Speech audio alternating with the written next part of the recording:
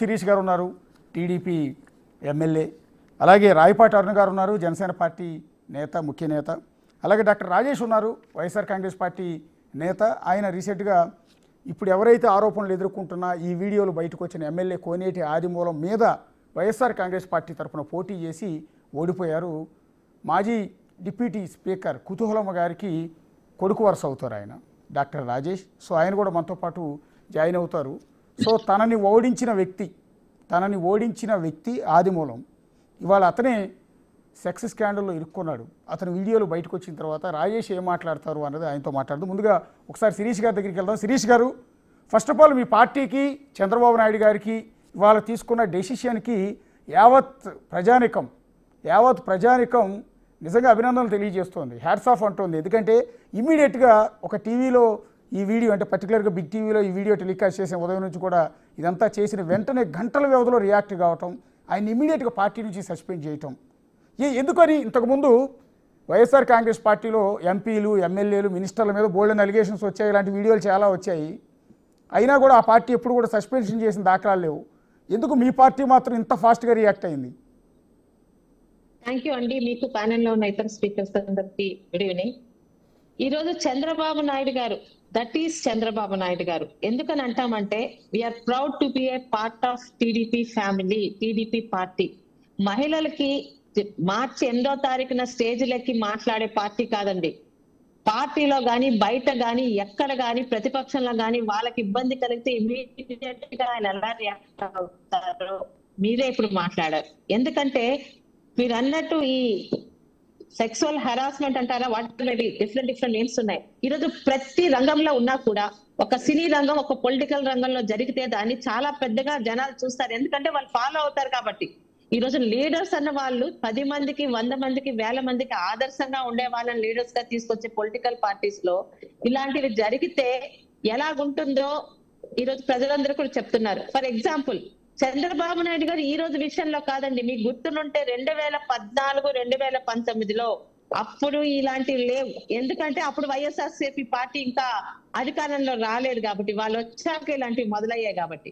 ఆ రోజు ఒక ఆర్టీసీ అధికారితో మా అప్పటి ఎమ్మెల్యేలు బోండా ఉమ్మ గారు కానీ, కేసినేని నాని గారు కానీ కొంచెం అనుచితంగా, అమర్యాదగా ప్రవర్తించారని తెలియగాని ఒక సీఎం పొజిషన్ లో ఉన్న చంద్రబాబు నాయుడు గారు ఆ ఎంపీని, ఆ ఎమ్మెల్యేని, ఆ అధికారి దగ్గరికి వెళ్ళి వాళ్ళకి క్షమాపణ చెప్పించేదాకా ఆగలేదు. అది ఒక ముఖ్యమంత్రిగా ఆయన పార్టీ ఏ పార్టీ కాదు, తప్పు జరిగితే ఒక ముఖ్యమంత్రిగా ఒక పార్టీకి పెద్ద స్థానంలో ఆయన నుండి తీసుకునే ఒక చర్య. ఈ రోజు కూడా మీరు మాట్లాడుతున్నారు, ఇన్ని సంవత్సరాల నుంచి, నాకన్నా ఎక్కువ సీనియర్స్ ఉన్నారు, చాలా సంవత్సరాల నుంచి రాజకీయాలు చూస్తున్నారండి. గత 5 సంవత్సరాల కన్నా ముందు ఎప్పుడో 1, 2 ఇలాంటివి విన్నాము కానీ కంటిన్యూస్ గా రాజకీయ నాయకుల మీద విత్ ప్రూఫ్స్ తో, ఒక అవంతి గారు కావచ్చు, లేకపోతే ఒక 1, 6 గంట వాళ్ళ పేర్లు రావట్లేదండి, అంబటి రాంబాబు గారు కావచ్చు, లేకపోతే ఏకంగా ఎంపీ గోరంట్ల మాధవ్ కావచ్చు, రీసెంట్ గా ఎమ్మెల్సీ అనంత్ బాబు గారు కావచ్చు, వాళ్ళు చేసినవి కనీసం అధినేత ఎక్కడైనా నోరిప్పాడా? పైగా వాళ్ళ మహిళా లీడర్లు టీవీల ముందుకొచ్చి అవి మార్పింగ్లు, లేకపోతే అవి ఎడిషన్స్, గాడి గుడ్డు ఇలాంటి చెప్పాలి తప్పితే, అరే నీ తోటి ఆడపిల్లకి ఏదైనా రంగం కావచ్చు, ఇంత నీచంగా ఒక పురుషులు ఇబ్బంది పడుతుంటే ఒక మహిళగా రియాక్ట్ అవ్వాల్సిన కనీసం మినిమం జ్ఞానం కూడా అడగలేదు. పైగా వాళ్ళకి సపోర్ట్ చేసి ఇదే అంతటి ఎమ్మెల్సీ అనంత బాబు ఒక దళితుడిని హత్య చేసి డోర్ డెలివరీ చేస్తే 2 నెలల్లో ఆయనకి బెయిల్ ఇప్పించి తన పక్కన కూర్చోబెట్టుకున్న గనుడు మాజీ ముఖ్యమంత్రి. మళ్ళీ ఈ రోజు ఆయన తప్పును పనులు చేస్తే మార్పింగ్ అంటారు. మార్పింగ్ లో ఆడపిల్లలు అంత సిగ్గుగా కనిపిస్తున్నారా?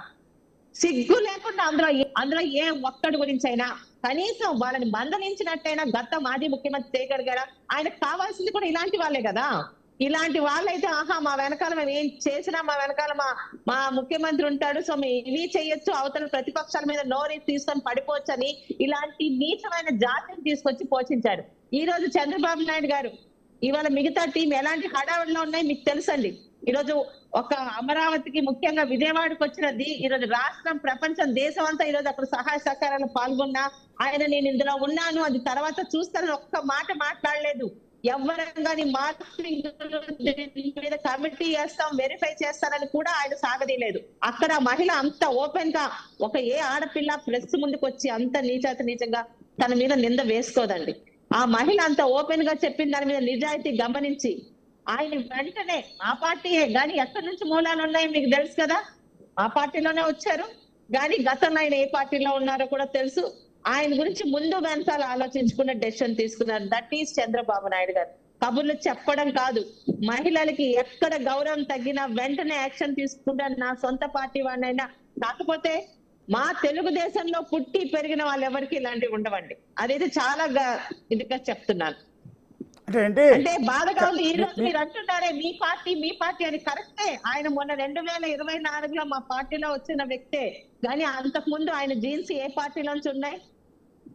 అంటే మా పార్టీ వ్యక్తి ఇలా చేశాడని ఒక బాధగా ఉంది. మొన్న మా పార్టీలో వచ్చిన వ్యక్తి, కానీ ఈ రోజు చంద్రబాబు నాయుడు గారు విత్ ఇన్ మినిట్స్ ఎవరిని డిస్కస్ చేయలేదు. ఆయన తీసుకున్న డెసిషన్ ఆడపిల్లలకి మా పార్టీలో ఎంత గౌరవం ఉంటుందో, రాష్ట్రంలో తెలుగుదేశం అధికారంలో ఉన్న రాష్ట్రంలో ఆడవాళ్ళకి ఇబ్బంది కలిగితే వాడు ఎమ్మెల్యే అయినా ఎంపీ అయినా ఎవరినైనా మంత్రి అయినా ఎలా కేర్ చెయ్యరో ఒక చిన్న ఎగ్జాంపుల్ ద్వారా చంద్రబాబు నాయుడు గారు భవిష్యత్తులో ఒక్కవేళ ఎవడైనా ఇలా తప్పు చేస్తే ఎలాంటి డెసిషన్ తీసుకుంటారని ఒక చిన్న ఎగ్జాంపుల్ ద్వారా ఆయన ఎక్కడో బిజీగా ఉన్నా కూడా ఈ రోజు రాష్ట్రంలో ఉన్న ప్రతి మహిళకి ప్రతి ఒక్కరికి ఆయన నిరూపించారు.